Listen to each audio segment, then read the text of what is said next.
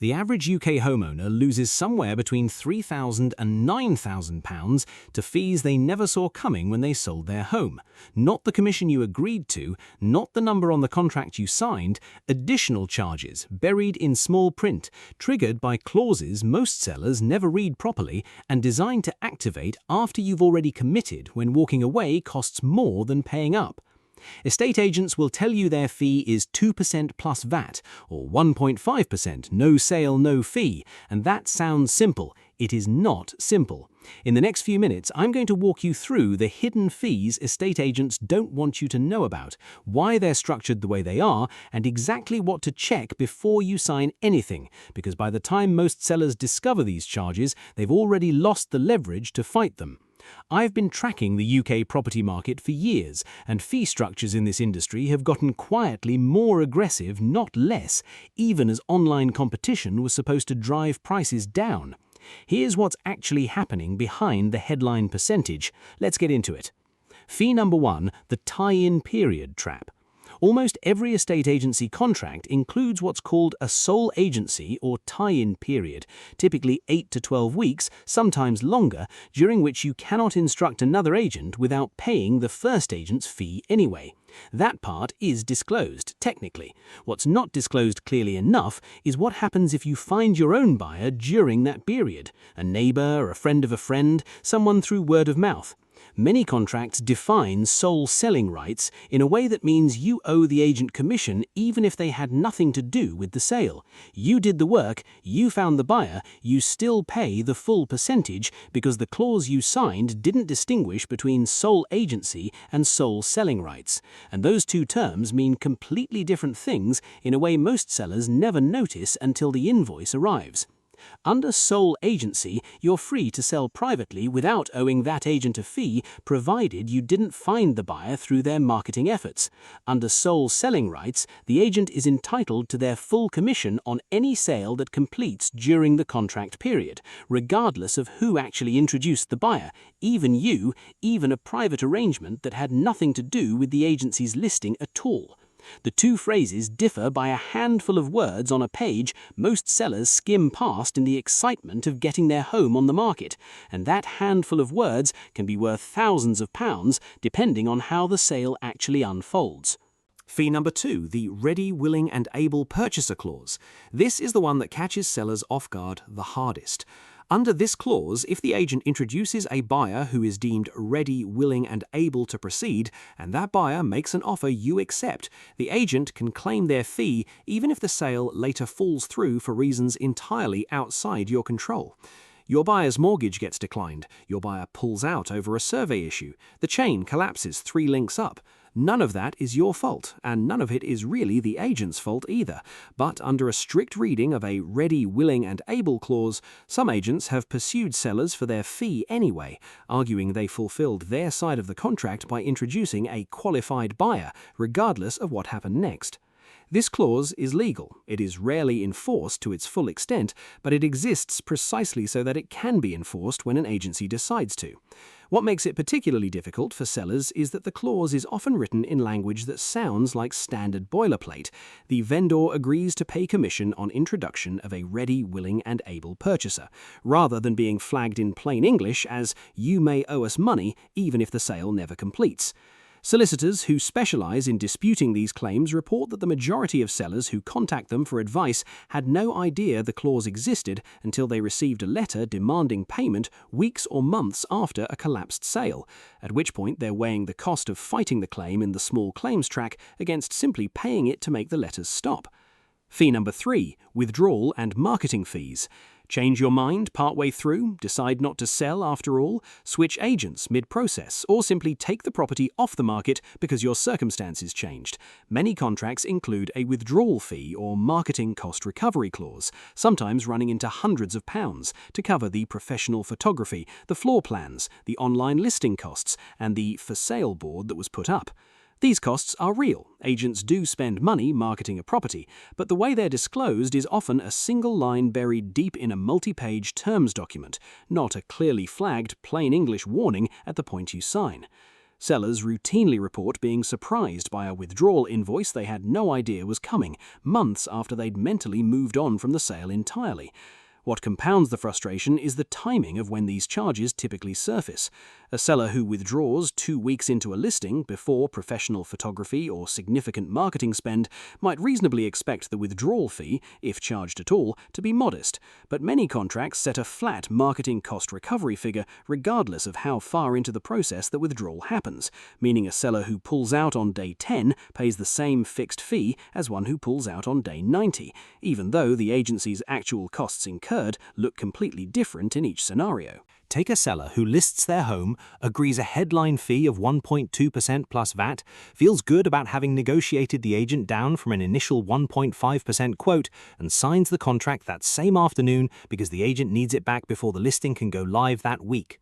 4 months later, after 2 fall-throughs on the chain above them, a withdrawal and relist, and a final buyer who turned out to be a landlord client already known to the agency, the seller adds up every deduction from completion: the agreed commission, a withdrawal charge from the first attempted sale, a conveyancing referral commission baked invisibly into the solicitor's bill, and a small compliance administration fee for the anti-money laundering checks. The final total comes in more than double the 1.2% they thought they'd negotiated so well. Nothing on that list was individually dishonest. Every single charge was technically disclosed somewhere in the contract, but nothing was presented together at the point of signing in a way that let the seller see the real number before it was too late to matter. Fee number 5, conveyancing referral commissions you're not told about. When your estate agent recommends a solicitor or conveyancer, that recommendation is very often not neutral. Referral fee arrangements between estate agencies and conveyancing firms are common, and the commission, sometimes several £100s per referral, is baked into what you end up paying your solicitor without you necessarily knowing the recommendation was financially motivated rather than a genuine "these are the best people for the job." You are, in effect, paying extra for your own solicitor to fund a kickback to the agent who introduced you, and unless you specifically ask whether a referral fee is being paid, in most cases nobody is required to volunteer that information up front. Fee number 5, the mortgage and insurance referral system. It doesn't stop at conveyancing.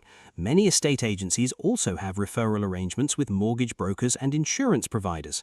When the agent's in-house financial advisor offers to help sort your mortgage or your building's insurance, that offer frequently comes with an undisclosed commission flowing back to the agency.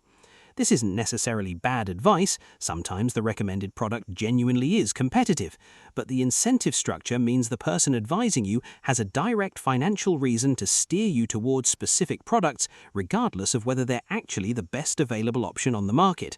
Independent brokers who shop the whole market rather than a panel of products the agency has a financial relationship with will often find you a meaningfully better deal, and most sellers never think to ask which type of advisor they're actually talking to.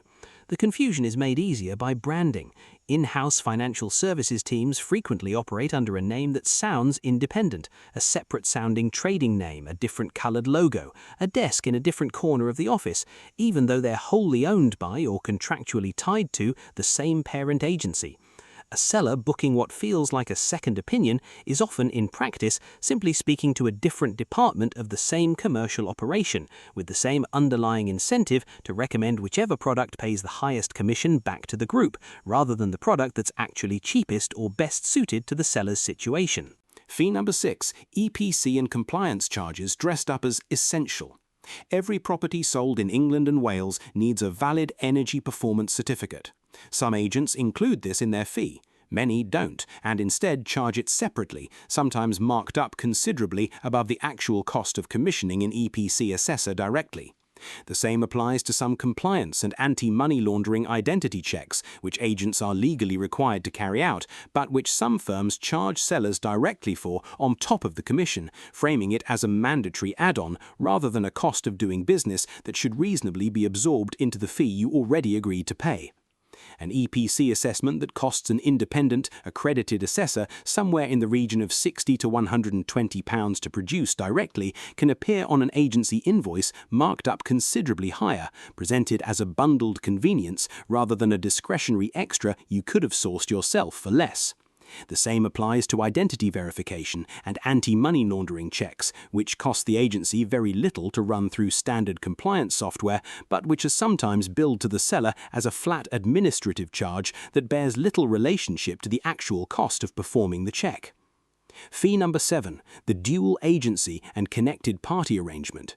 This one is more subtle and affects a smaller number of sellers, but when it hits hard.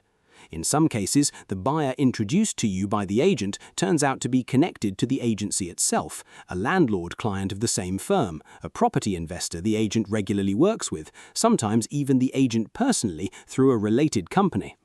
This isn't automatically improper, disclosure rules exist specifically to manage it, but disclosure doesn't always happen clearly, and sellers can end up in a negotiation where the person representing their interests has an undisclosed financial relationship with the person on the other side of the table.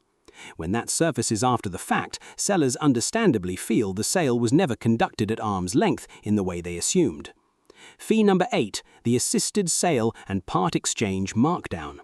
A newer version of the hidden fee problem has emerged, as some agencies and their partner companies now offer sellers a quick, guaranteed sale through an assisted sale or cash buyer scheme, marketed as a stress-free alternative to the open market. What's frequently underplayed is the discount attached to that convenience, sometimes 10 to 15% below realistic open market value, framed instead as simply a fair cash price reflecting speed and certainty. For sellers under genuine time pressure, a divorce, a probate sale, a job relocation, that trade-off might occasionally make sense. The issue is how it's presented, as a favor from the agent rather than what it actually is, a separate commercial product with its own profit margin built in, sold by the same person who is supposed to be representing your interest in getting the best possible price on the open market. Now here's what connects all 8 of these, and it's the part almost nobody explains clearly before you sign. Every one of these hidden fees relies on the same underlying mechanism, information asymmetry at the point of signing. The contract you sign at the very start of the selling process, often in your kitchen, often within the same meeting where the agent is also pitching you on why they're the right choice, why their marketing photos are better, why their buyer database is stronger, is the single document that determines every fee structure that follows. Sellers are evaluating agents on the headline percentage and the agent's confidence, not on the 11 pages of terms and conditions sitting underneath that percentage. Agents know this. The entire fee structure is designed around a moment of low scrutiny, and once you've signed, your leverage to renegotiate any of it drops to almost nothing because you're now contractually tied in. Here's what nobody puts together properly. Add up the tie-in period, the ready, willing and able clause, the withdrawal fee, the conveyancing referral, the mortgage and insurance referral, the EPC markup, the connected party sale in rarer cases, and the discounted assisted sale product where it applies, and you get a fee structure that can easily double the effective cost of selling your home compared to the headline percentage you thought you agreed to. A seller who thinks they're paying 1.5% plus VAT can, in the worst-case combination of these fees, end up handing over the equivalent of 3% or more once every hidden charge and referral commission is accounted for, most of it never appearing as a single clearly labelled line item, but spread across multiple invoices, deductions and third-party commissions that are individually small enough not to trigger alarm, but collectively enormous. Here's how this plays out for sellers who don't ask these questions. They sign the standard contract in the first meeting, motivated by wanting to get the process moving quickly. They accept whatever buyer is introduced first because momentum feels like progress. They use whichever solicitor and mortgage broker the agent suggests because it's convenient and one less thing to research. Then, months later, at completion, when they see the final breakdown of deductions from their sale proceeds, they discover a total considerably higher than the number they had mentally budgeted for. And by that point, the sale is done, the money is moved, and there is very little practical recourse left. The entire hidden fee system depends on sellers discovering the true cost after the transaction is irreversible, not before. There's also a regional dimension to this that's rarely discussed. In areas with high transaction volumes and intense competition between agencies, London commuter towns, university cities, fast-moving southern markets, agents are often more aggressive about headline discounting specifically because they know they can recover margin through the secondary fee streams described above. In slower-moving regional markets, where an agency might handle far fewer transactions per year, the pressure runs the other way. Headline percentages tend to be more honest, but withdrawal and marketing fees can be steeper in absolute terms because the agency has less transaction volume to spread its fixed marketing costs across. Neither pattern is universal, but sellers in high competition areas should scrutinize the small print hardest, precisely because that's where the headline number is most likely to be a loss leader for something else. And here's the trend that's making this worse, not better. As online and hybrid estate agents have driven headline commission percentages down through competitive pricing pressure, some traditional agencies have quietly leaned harder into these secondary fee streams to protect their margins. When the visible number on the contract shrinks, the incentive to recover revenue through referral commissions, withdrawal charges, and strict enforcement of ready, willing, and able clauses increases. It's a squeeze balloon effect. Push down on the headline fee, and the pressure shows up somewhere else in the contract instead. Sellers who shop purely on the advertised percentage without reading the full terms are often the ones most exposed to this shift because they've selected their agent based on exactly the number the agent is most willing to negotiate down while leaving everything else untouched. So how do you actually protect yourself? Ask for sole agency, never sole selling rights, unless you fully understand and accept the difference, and get the agent to explain both terms out loud before you sign anything. Ask directly whether the contract includes a ready, willing, and able purchaser clause, and if it does, ask what happens specifically if a sale falls through for reasons outside your control. Ask what the withdrawal fee is, in writing, before you sign, not after you've decided to pull out. Ask explicitly whether the agency receives a referral fee from any solicitor, mortgage broker, or insurance provider they recommend, and if the answer is yes, treat that recommendation as a starting point for your own comparison shopping, not a final answer. Ask whether the EPC and compliance checks are included in the headline fee or charged separately. And if a buyer is introduced unusually quickly, faster than seems realistic for the local market, it costs nothing to ask directly whether that buyer has any connection to the agency itself. Ask, too, what the total number would look like in the worst-case scenario, a fall-through, a withdrawal, a referral to every recommended service, so you're negotiating against the real ceiling rather than the best-case floor. A good agent will answer these questions clearly and without defensiveness, because they already know their contract is fair. An agent who becomes vague, changes the subject, or rushes you past the terms and conditions page is telling you something important about how that contract is likely to be used once you've signed it. If you are getting ready to sell, the single most valuable thing you can do before signing anything is request the full terms and conditions document in advance, not at the kitchen table meeting, but by email, with time to actually read it properly, ideally with a solicitor or a trusted friend who's sold a property before, looking over it with you. Compare at least two agencies' full contracts side by side, not just their headline percentages, and treat any agent who is reluctant to send you the full terms in advance or who pressures you to sign immediately during the valuation visit as a warning sign in itself, because the agents most confident in the fairness of their terms are usually the ones most willing to let you take your time reading them. It's also worth remembering that none of this requires an adversarial relationship with your agent. Most estate agents are not operating in bad faith, and a fair, transparent fee for genuine marketing, negotiation, and sales progression work is entirely reasonable. The problem isn't that agents charge fees, it's that a meaningful minority of the fee structure across the industry is built to be discovered late rather than understood early, and the seller who reads the contract properly before signing is treated no differently and charged no more than the seller who signs on the spot without reading it at all. The only difference is which one of them is surprised at completion. Expect this landscape to keep shifting over the next few years, not necessarily in the seller's favor. As comparison sites and hybrid agents continue to push headline percentages down, and as consumer awareness of tie-in clauses and referral fees slowly grows through exactly the kind of scrutiny this video is part of, agencies under margin pressure are unlikely to simply absorb the loss. Some will compete on genuine transparency, publishing full terms up front, dropping referral arrangements, and marketing that honesty as a point of difference. Others will look for new places to recover margin that haven't yet attracted the same level of public attention. New bundled services, new administrative charges, new categories of optional extra that quietly become close to mandatory in practice.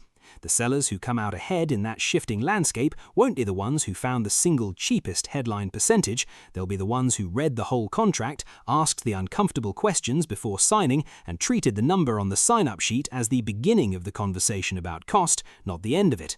The estate agency fee structure in this country was never really about the number on the sign-up sheet. It was always about everything underneath it, and the industry has had decades to refine exactly how to keep that underneath part quiet until it's too late to matter. Selling a home is already one of the most stressful financial events most people go through. The least anyone deserves going into it is a clear, honest picture of what it will actually cost, not the headline number, the real one. And the only way to get that picture is to ask the questions the contract is banking on you never asking.